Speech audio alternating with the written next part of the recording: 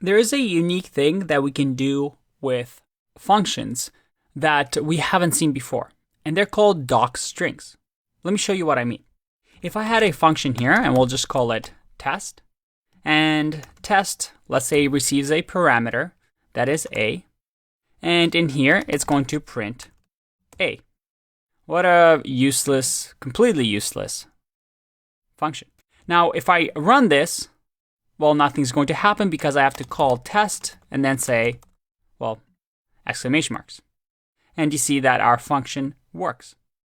But we can actually, with functions in Python, use something called docstrings. And it looks something like this. You do single quote, single quote, single quote, so 3 of them, and then at the bottom, once again, single quote, single quote, single quote. So at the beginning of the function, like this, and in here, I can add some info about the function. For example, this function tests and prints param a. Now here's the interesting part. If I run test here and I do brackets, look at that. My editor tells me info. This function tests and prints param a. This is called a docstring.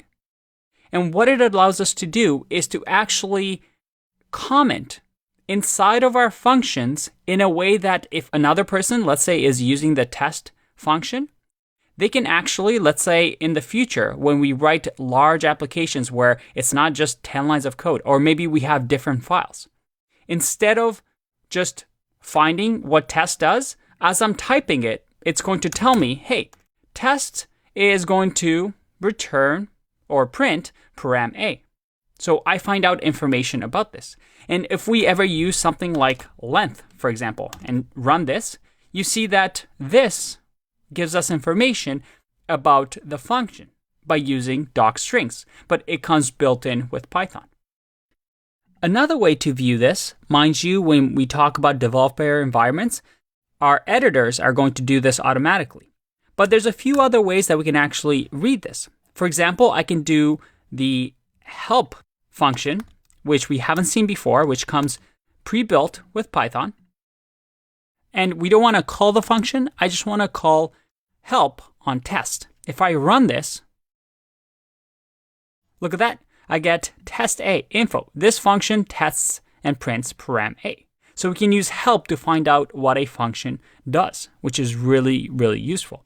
One other way to do this is to use what we call a magic method or a dunder method, which again, we'll get into later on in the course. I do double underscore, then I do doc, and then double underscore, like this. If I click run, well, we have to print something here. So let's print, click run, and look at that, I get the same thing.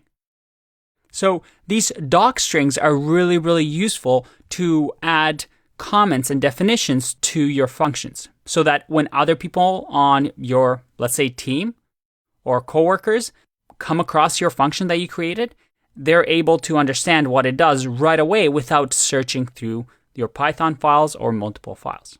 Very useful feature.